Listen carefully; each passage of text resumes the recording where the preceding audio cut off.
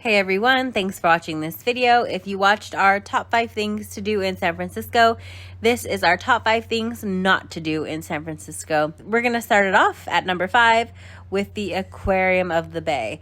So I liked the aquarium, even though it was small. We got in for $20 because we used our Go City pass. It's a small aquarium, but there is a lot to see in there. I liked it. I enjoyed it. It was a fun 2 hours for me, or an hour and a half, however long we were there. I didn't like it. I felt like even though we got it kind of on discount from the Go City pass, I felt like even the amount that we got the tickets for was like a waste of money. Only because I didn't feel like there wasn't a whole lot there to see or do. Like it was just, you were mainly just one big giant tank. And the theming was cool. The theming was that you're supposed to be under the pier. I just didn't enjoy it. I just felt like, if I had gone and I paid full price, I would have been mad. And I was kind of not annoyed, but I kind of wish that we had used our ticket maybe on something else. But that's just what I think. It is small. It's a small aquarium. And I feel like with aquariums, if you've seen a bigger aquarium, then this one's going to be a huge disappointment. But if you have kids that love the sea and sea life, then I would recommend doing it. $20 was worth it for me. I don't think I would spend more than that, though. Number 4 on our list is Deli Square. Deli Square, we watched videos on YouTube, and it looked a lot busier, a lot more happening, a lot more entertaining than it actually is. I think there's 2 different restaurants that you can eat at there. And there's a couple of little boutique shops, nothing grand. There's 2 Deli shops that are open and one that is supposed to be opening soon. The Deli ice cream and chocolate is, to me, overrated and overpriced. So I wouldn't recommend going there to shop or eat. It's very underwhelming. I didn't like it. It was, I don't know, kind of like a waste of an evening, I think. Yeah, I feel like, there's only a couple restaurants and a couple boutique little shops up there. And so I feel like if you're going to go out there for maybe dinner or like a date night, it might be worth it. But I think you shouldn't make a point of going out of your way to check it out. I wasn't happy, with what we got in terms of like the ice cream and the customer service. I wasn't happy with. So I would not recommend it. I feel like if you've gone to any of the Deli, like at the Disney parks or anything like that, it's basically the same exact thing. The prices are exactly the same. I thought maybe they were going to be less expensive because it wasn't at a Disney park or affiliated with Disney, but no, it's still the same price. And I was mad that we got an ice cream and didn't get our full order on the ice cream. And I just think overall, I wouldn't recommend it. It was interesting to go and say that I went there, but I also feel like I kind of wasted some time there. And next on our list is number 3. It's the Painted Ladies, which are those old Victorian era houses that you've seen on Full House and in movies. We got off on the hop on, hop off bus there at that stop, and we walked about a block and a half to the Painted Ladies, and very underwhelming. I feel like if it's something that you can see while you're driving past it, it's the same as stopping and taking pictures. The park is small, nothing to do there. I wouldn't go out of my way to see it, and I wouldn't recommend you go out of your way to see it. yeah, I agree. I mean, it's a very touristy thing, and we got off the bus because we thought, well, let's go see it. And it was cool to see, but it's something that maybe takes like 2 minutes. So it really isn't that much time wise, and especially if you're doing the hop on, hop off bus like we did. I mean, it's probably like a 5-minute walk there. We were probably there for probably 10 or 15, just checking out the park and the little neighborhood around there, and then another walk back, and then we had to wait for the bus. So I would just say, like Emily said, if you can drive by it, or pretty much the best thing you can do. Number 2 on our list is the Ferry Building. I was expecting the Ferry Building to be bigger, kind of like more of a grand central market that we have here in Los Angeles. And it was very small, very boutique-y, and not a lot of shops were open.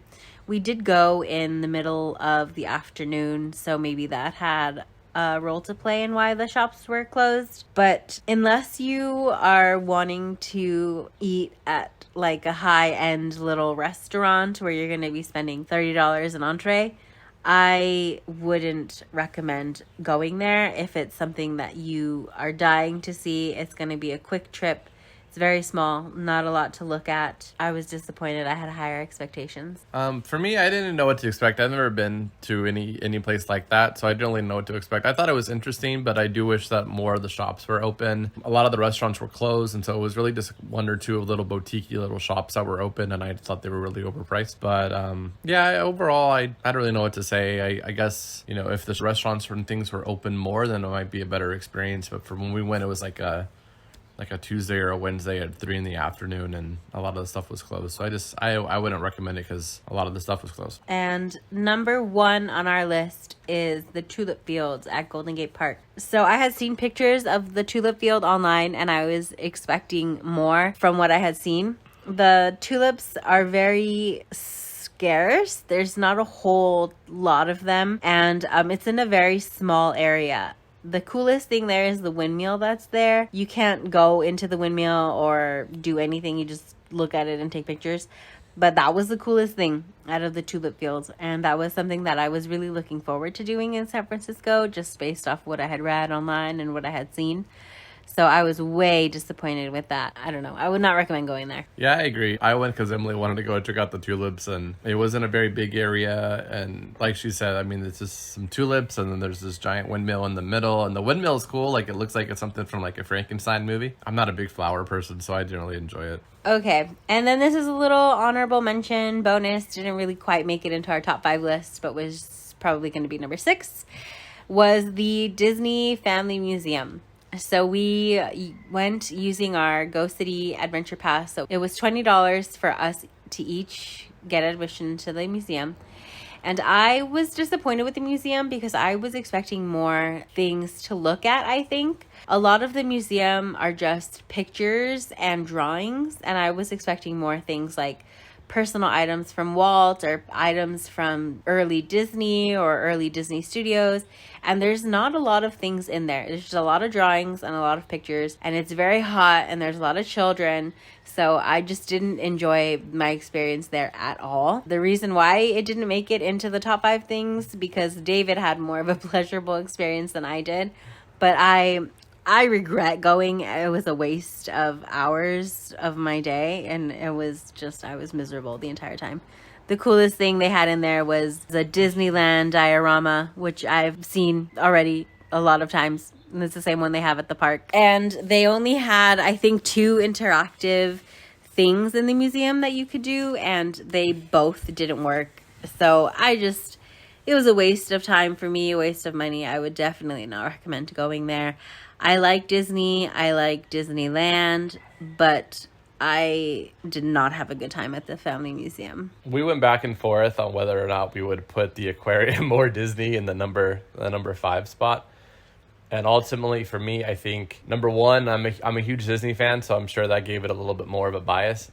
But I just felt like, knowing the Disney history that I knew, it was cool kind of seeing some of the stuff that I would not have seen, or hearing some of the recordings that I haven't heard before, and I thought it was neat. I do feel like if you're going with kids, it's probably gonna be boring for them. If you're a diehard Disney fan, then there's probably stuff that you'll take away and you'll think is interesting. But if you're not a big Disney person, it really isn't for you either. The first half, the 3/4 is mainly his early life and doing the original classics of like Snow White, Pinocchio, Fantasia, Dumbo, Bambi, those original kind of ones. There's really nothing going on until you get to the later half, and that's where you get into, the Carol Pacific Railroad and Disneyland and his plans for Epcot. Was really, to me anyway, the most interesting part of it. But I also feel like you shouldn't have to wait the majority of the tour to check that stuff out. I enjoyed aspects of it. I don't think it's going to be for everybody, and I don't feel like if you're a big Disney fan, not to go out of your way.